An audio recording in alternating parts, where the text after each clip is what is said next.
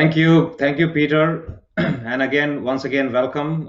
Good, very early morning to people on the West Coast in the US, East Coast, Europe, Middle East, Africa, and the rest of the world, including Singapore and Sydney. Thank you for joining.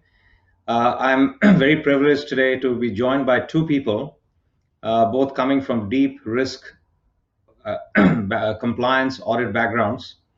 One of them, Adila Hashim, who serves as the Risk Management Chief Operating Officer and Head of Operational Risk from MMI Holdings, right from South Africa. Welcome, Adila. And we also have Kadambi Janardhan, in short called Jana, who's the EVP of Transformation, Risk and Operations at MasterCard. Welcome, Jana, to the panel as well. Just a quick background, Adila, as the head of operational risk at MMI, has been a long timer, in the financial services industry. Also, is a thought leader in the South African markets, and I'm sure in the international markets as well. We have been working together for many years, and I've been quite privileged to have seen her, thought process on how risk has been evolving, and very pertinent speaker for the topic today. Jana has been at MasterCard for a long time. Yesterday, we had the privilege of having Ajay Banga, the CEO of MasterCard, join and provide his thoughts. Jana has been in different roles at MasterCard, including having been the franchise risk officer for MasterCard.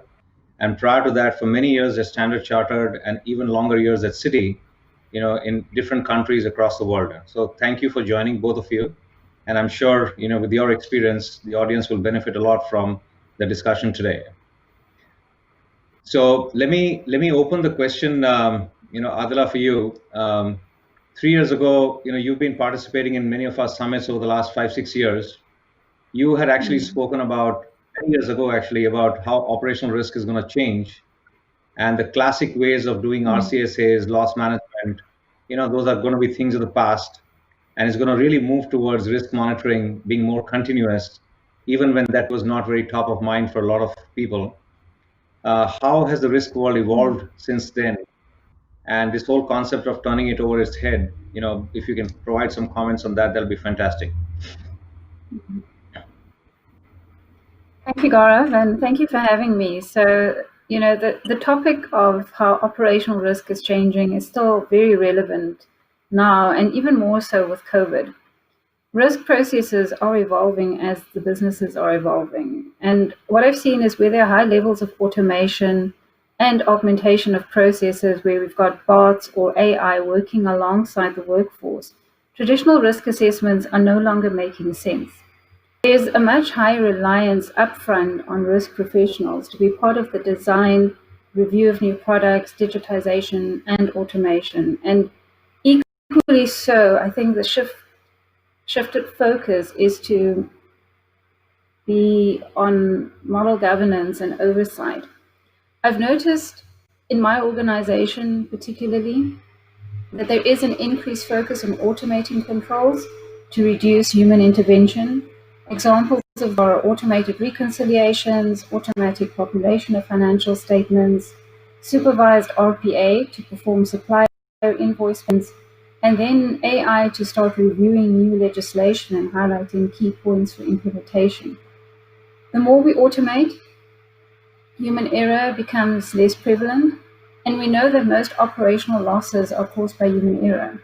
So there is a reduction in operational losses associated with the increase in automation.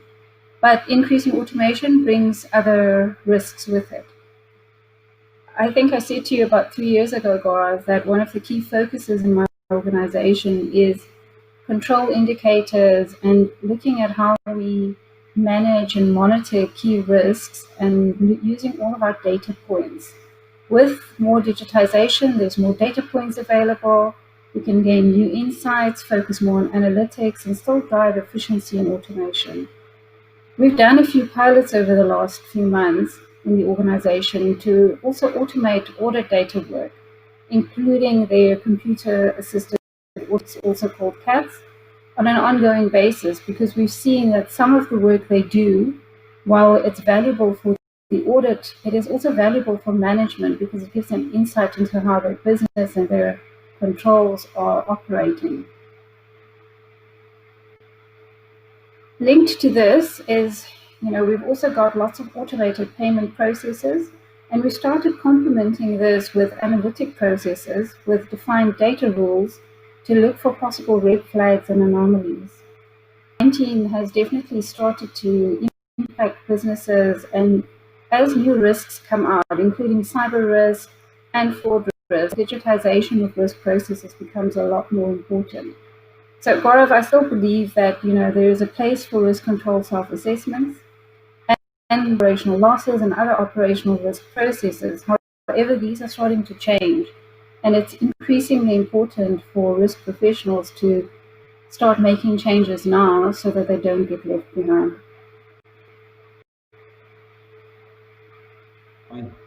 And I want to take the same question in a different way. Jana, you are coming from running a business, for many years to a franchise role and then now a risk transformation role. What, in your opinion, have you brought from those worlds, from the business world and the franchise world, to your role in risk at Mastercard? What have you not brought from those worlds? What did you leave behind purposely? Okay, so it might be easier to answer the second question first, right? So the traditional view of risk, even a few years back, was these neat silos of operational risk, financial risk, customer risk, market risk, and each risk being managed in a silo. So, I would be telling you a lie if I tell you that I left everything of the silo mentality behind. But at least, one of the things that now more than ever, you realize that there are no neat buckets. I would even argue that the buckets between the third line, the second line, and the first line is completely blurred because of the need for dynamic, real-time, forward-looking decision making, right? Something that Adil also pointed out. So what did I bring to this? So one is, the need for us to be able to exercise judgment and the ability to react quickly. There are no perfect answers, right? And in a world where you exercise judgment and there are no perfect answers, it pushes the whole risk practice more towards a discussion on what is risk appetite and risk tolerance than risk avoidance, right? So a more heightened awareness of what would a judgment be within one's risk appetite is the second thing. The third thing I would say, which is an interesting thing, that so in a business, you always worry about your customers, you worry about business impact, you worry about impact on employees. In the last few months, what we have realized is a good risk practice actually puts all three together. It is business impact, the interplay of business impact for what it does to employees and employee impact, and what it does to customers, right? So it is no longer, and all three, to my mind, work at different speeds with different levels of understanding and different impacts. So I think the risk function, to my mind, has developed a little more heart than being completely binary. And the way you develop that heart is, again, as Adila pointed out, you need enormous data, you need enormous modeling, and you actually need tools that will tell you that if you did something today, what would be the impact tomorrow? That is the span of decision making. This span of decision making is literally days. It's no longer months, it's no longer years. So you need really sophisticated tools to be able to manage the interplay of all these three. So that would be the key thing. Exercise judgment, be able to look at risk from different angles, and the lines between different silos of risk expertise or different silos of how risk is managed are blurred. And ever more than before, risk appetite and risk tolerance is front and center. All decisions are made in that frame. Let me follow up with another question, to you itself, based on what you just said. Mastercard has really been a pioneer in using analytics, AI, automation to not just transform the payments business, but also to launch new products. You've acquired companies in the analytics space to leverage data Yes. and monetize data, and also non-financial products in the market like cybersecurity, etc. Right? So in the recent Right. years, we clearly, and in the recent months even more, we have seen companies really changing the second, third line, and first line on its head through automation, AI, analytics. Why is this important? Correct. You touched upon it a little bit, but why is this important, and what are some of the things that you are doing in your role and at Mastercard, to actually enable that? Yeah. So I will first talk about why that becomes important. As I said, the reason you want to do that quickly is one, our customer base is also extremely sophisticated. If you have to add value to your customers, and do remember, for us, the promise of our network is that it is always safe, it is always secure, and it'll always be smart, right? So we are in a trust business. The network business is a trust business. Nothing is more important to us than that.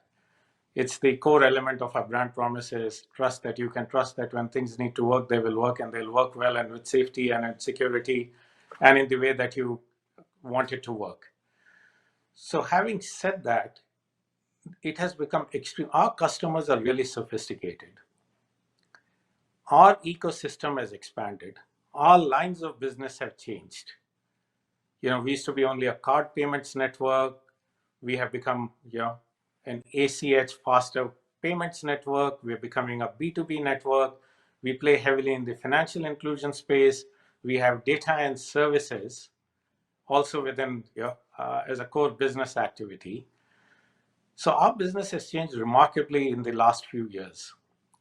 Each new business line brings new customers and new risks. And yet, as I said, the common threading of that is everything we do will always come with the highest standards, will be safe, secure, and smart. And to be able to do that, and you rightly pointed out, Gaurav, we have also acquired AI companies. To be able to do that, you need tools both internally as well as externally that you're able to offer to your customers that are based on some different paradigms of the future than past. So the traditional risk, and I'm oversimplifying this, used to be a view on saying what we saw in the past and how that might play out into the future. The new risk paradigm is looking into the future and say, what should I be doing in the present to be able to manage that risk as it comes into. And for that, AI and analytics is fantastic. And I'll take one quick example, right? So one of the places we have started using AI is where most people would not even think of using, which is in contract management, right? It's a mundane activity. We do thousands and thousands of contracts. But the ability of us to be able to use AI to quantify contract exposure, to quantify variances in contracts, to be able to turn around contracts in minutes and hours instead of days, has all been AI based. The second example I'll give you is we have given access to our customers in these times to use our AI based tools on fraud, on chargebacks, on risk, so that they can manage their own risk better and consequently help us build this safe and secure network. And so, as I said in the beginning, Gaurav, to answer the last point, the neat bucket of saying the third line only looked, at something and the first line looked at market is completely blurred. The third line works as actively with first line to get inputs and to feed back tools and technology as the first line works with the third line, right? So this whole thing about these artificial barriers of neat role definitions, I think, is something that has collapsed. It will always stay for expertise reason, but in decision making, it is dynamic and real time. And Adila, on the same topic, obviously, an insurance company, an asset management company, you are in the business of managing risk as a business itself, and not just in an operational risk function, right? So how has it transformed for you as a business where the whole concept collapsing is, as Jana pointed out, the first, second, third line. has made it either more efficient, faster, more accurate, or in terms of even highlighting risk as an advantage? How has that happened at MMI? Gaurav, thank you. So I must say I agree with what Jana has said. And we've said it for quite a while now. I think probably for the last 3 or 4 years in Momentum Metropolitan Holdings, we've dropped this concept of first, second, third, fourth line of defense. We stopped worrying about that and started focusing on how do the functions with their different expertise work together and enable a better organization. I think, like Jana has said, it was all artificial and trying to show independence between 3 or 4 different parties where we're actually all after the same activity, trying to protect sustainability and making sure that an organization works really well together. I agree with what Jana has also said that, each function comes with its own expertise. But what I've seen, and, I made the comments during my breakout session, that COVID-19 forced us to make fast decisions, imperfect decisions, because you only know what you know at the time. And sometimes you'll make a decision and then you'll have to backtrack on it, or it had some consequences. And we've heard throughout this conference that, perfection is not all that it's made out to be, because progress is better than perfection. So one of the key things we've learned as risk functions is that we perform best when we can have informed conversations with management, with internal audit, with regulators, with the board, and then come to a collective decision that is in the best interest of an organization, but that takes into account what we know now and not what we think we know or what we might not know. And that agility to be able to make decisions quickly and if reverse that decision is extremely important, especially when there's a lot of volatility.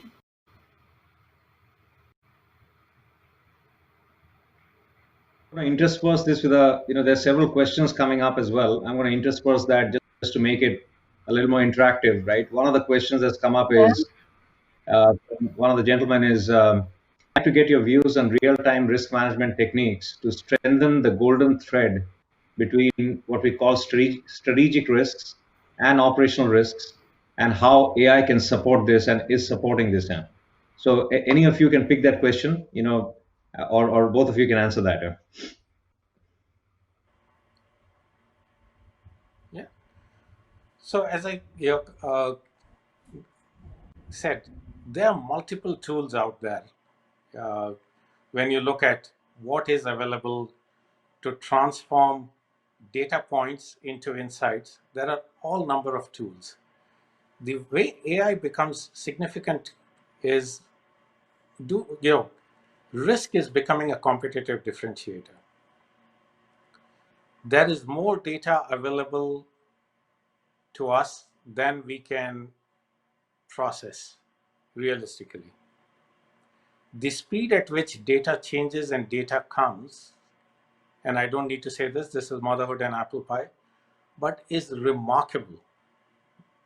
The way data comes at us, the speed at which the data comes with us, and the amount of data that is out there. The other thing I would say is, you can be completely confident everybody else in your ecosystem and your competitors have also access to that same data. So data democratization is real. So one way to keep your risk function as a competitive differentiator, and it will be a competitive differentiator, is to start using tools which help marry internal data with external signals. And where AI starts playing is to give possible decision options, right? And as Adila and I said before, what happens in a market could play into customer risk bucket, could play into a financial risk bucket, and could translate into an operational risk bucket. We do not have time to watch that flow. What we need to do is, as we make choices, have tools available at our disposal which say, if we make choice based on data that we are seeing, what will it do both to our existing risk processes and risk appetite and risk tolerance in different buckets, and are we willing to take it? So speed of decision making is key, and it will be a competitive differentiator. And speed of decision making, which furthers business, I think is what AI analytical tools will do. Otherwise, there's no way to manage all the data that's coming to us or even be aware of the data that's out there. No, fair enough. So, Gaurav, Yes, go ahead, please. So, Gaurav, if I can add to what Jana has said, I know the key tools and techniques for managing in this new world, where you can highlight the interaction of different risks, is really in scenario and stress testing. And there you really need, AI and machine learning to help you to get the processing done faster, to have different variables, different inputs. And then, like Jana has pointed out, AI can really help with saying, well, these are the different parameters, these are different possible scenarios, and give management, and when I say management, I include everyone from the first, second, and third line, options for which they can start making decisions. I think, Jana's kind of said it quite nicely that there's a lot of data out there, and humans, we can't process all of that data, but we can use machine learning and AI to start using that data and then to start learning and self-correcting itself when new data points come in, so that the judgment calls and the decision calls can be made confidently by management, knowing that there's efficient technology behind their decision choices. So Adela, just a slightly deeper question on that. In terms of data processing, volume, velocity, data coming from different sources, there is still, in my conversation with most of our customers, there's still a need to contextualize the information. Otherwise, in the world of risk and compliance, it's not enough to be 90% or 80% accurate, like in some other domains, if you will, right? So two questions I have for you. One, very specifically, if there's an example of how you still maintain your taxonomy base and use the data from AI and ML and continuous monitoring to process that, but how do you manage to contextualize it so that it is contextual and has real business impact? And second thing is, how do you ensure that the ethics of data, the accuracy of data is maintained, right? Your sample sets are still rising, your machine is still learning. How do you ensure that you're able to meet your requirements? So I think one or two deeper examples would be very helpful for the audience there. So, Gaurav, let me start with the sustainability and ethics of AI. So, I think, we can't overestimate how important it is to make sure that whatever data is going into a model and whoever is programming the rules of that model has really thought through all of the impacts and that there's appropriate model governance. Because without governance over models, AI and machine learning can take data and do whatever it wants with it based on who programmed it without having a clear indication of the output of that. So, Gaurav, one of the examples I'll use, and we've got a tool internally built at Momentum Metropolitan Holdings that looks at all of the data volumes in all of our lines of businesses. And what we've done with that is we've taken all of that data, extracted it as it is, and then we start building rules and tests to say, well, if this and this and this happens, can you start flagging some risks for us or start looking for the anomalies in that data? And it's taken us quite a lot of time to get to refining that, because we'll start with customer data or payment data and say, well, we've made 10,000 payments to 50,000 different customers over the last week. What is that data telling us? And in that, what we've built is we've built rules. So we look for different indicators in the data that tell us, well, what are we learning? And, I'm trying to simplify what we've done, but this continuous rule that we've put in place runs all the time. So it runs 24/7 over the data sets. It also looks at data from day one. So if someone entered some data manipulatively through code, we'd pick it up because we'd say, well, this data wasn't there yesterday, but it is there today. So what happened? And we're using those types of models to look for fraud, to look for customers, but also to help us with regulatory reporting. On the AML side, as an example, we've got quite an onerous reporting requirement to our regulator, and within short turnaround times, we've used these tools to help the data, piece lots of different information together, and get our reporting out correctly. But like I said, all of that depends on how well you define the playing field and the sandbox, how the data goes in, how that data gets transformed and how it comes out, and then what you use the data for from a management perspective. So whether it's for decision making or reporting or looking for additional insights to get new customers or change processes and controls. So, Jana, let me extend that thought from Adila further up. And you also talked about, there's a lot of data information, and the need for speed is very, very high. That's been a constant theme in our summit and our conversations. Let me extend that further. There's a lot of conversation among companies, not just in financial services, but also healthcare, transportation, government as well, on what I call open innovation and open collaboration, with the market. Now, it creates obviously, a competitive risk. It creates a competitive opportunity. It creates collaboration, sometimes conflict, privacy, etc. But what is your thought? Mastercard is, at the end, a network by definition itself. So, you're dealing with millions, if not, hundreds of thousands of, providers and entries into that. What is your opinion on mastering risk, through open innovation, collaboration with other external, whether it's networks, whether it's other organizations? For example, when there's a cyber attack, right? Everybody's facing a similar kind of cyber attack. How do you collaborate with other organizations to figure out that what might be hitting another network might be hitting you? What's your view on open collaboration and open innovation in the world of risk and compliance? Yeah, so that's a terrific question, right? And that's $1 million question as to how do you walk that line between collaboration and still being competitively differentiated. So, and I want to go back, and this is also part of the answer to this question. I think the way that you look at the whole piece, in the old days we spoke about an organization culture. The organization culture mostly dealt with how people and employees within an organization did things, how they interacted, what were the core values. I think we are at the cusp where as important as the organization culture is going to be the data culture. What Adila explained so nicely in terms of ethics, I think one of the things that will happen is that organizations will be forced to declare their data culture.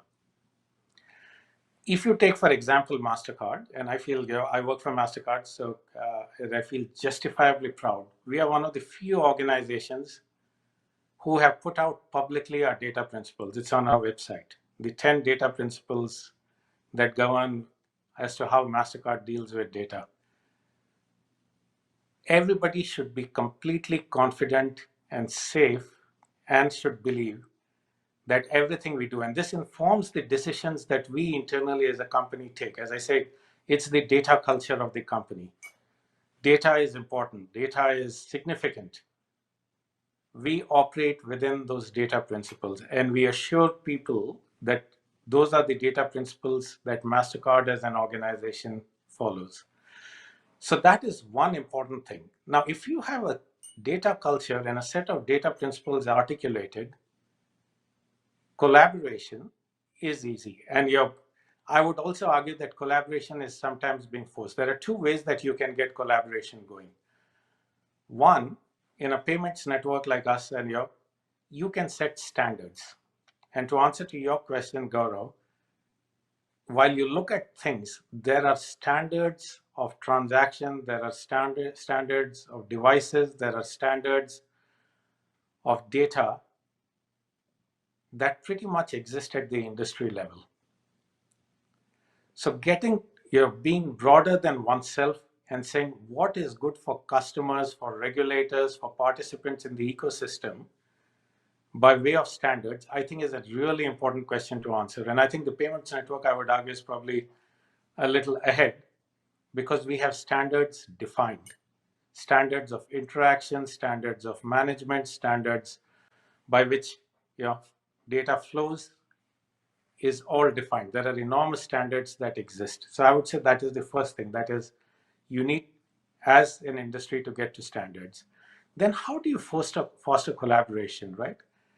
The more that we can make available data within the data principle guidelines, some of which is you'll never share raw data, you will not give somebody's individual information, no personal information will be shared. But if you are willing to share your data assets sufficiently anonymized, sufficiently aggregated, for people to start building API tools, and that's a train that's left the station. You are beginning and enabling collaboration from API built from various participants in the ecosystem to actually strengthen and better the network, to better the ecosystem, right?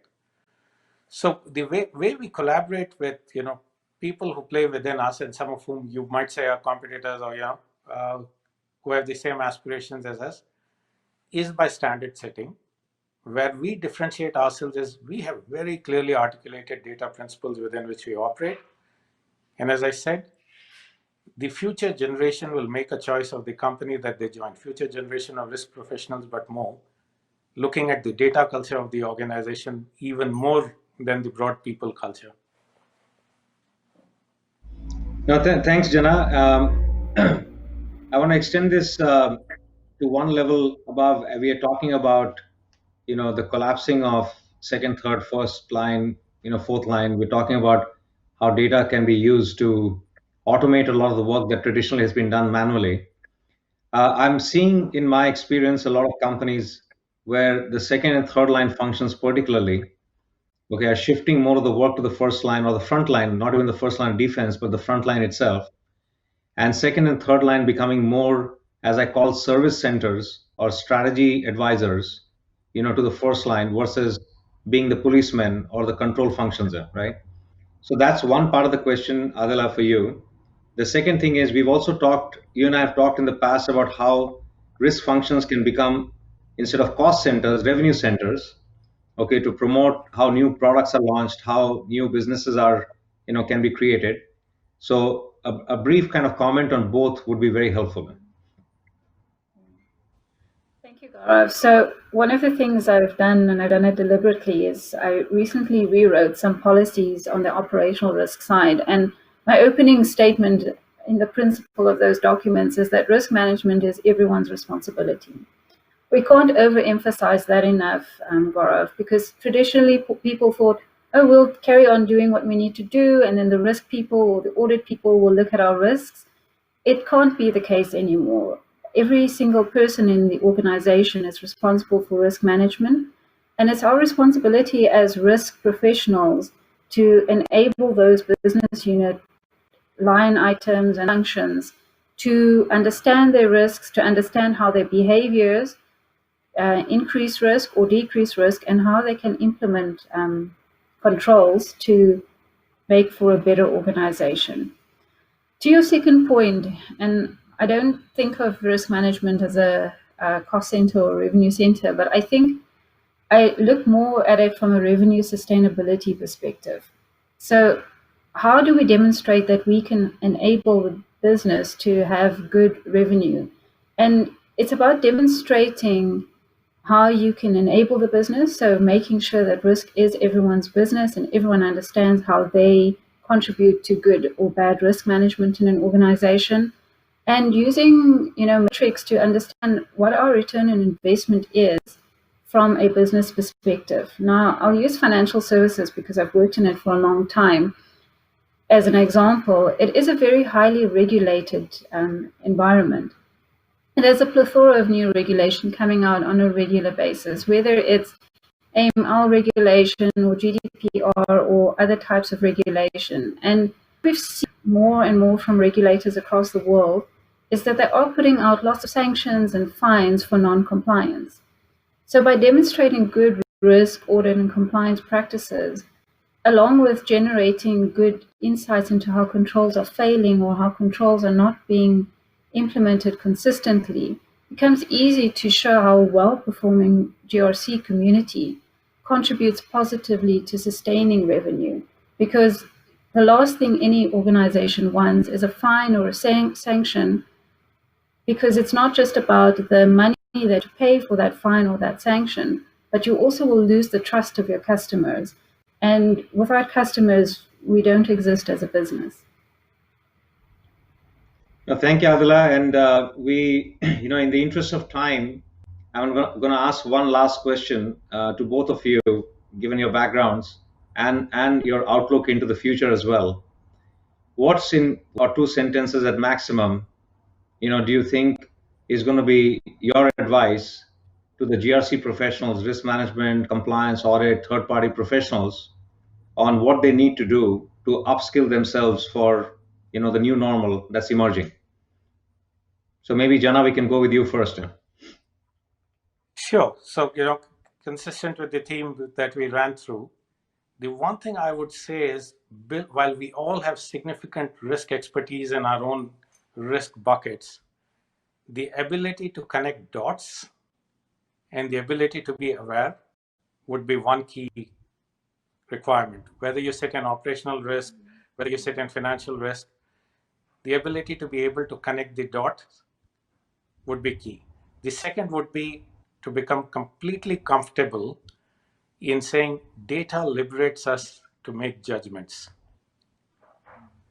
The more data driven we get, but data in time and data from external sources, data of trends, will be great. And the true view of a risk professional should be, I'll close this, is we should be able to do risk policies and risk data which enable frontline to be able to make business decisions quickly, thoughtfully, and sustainably.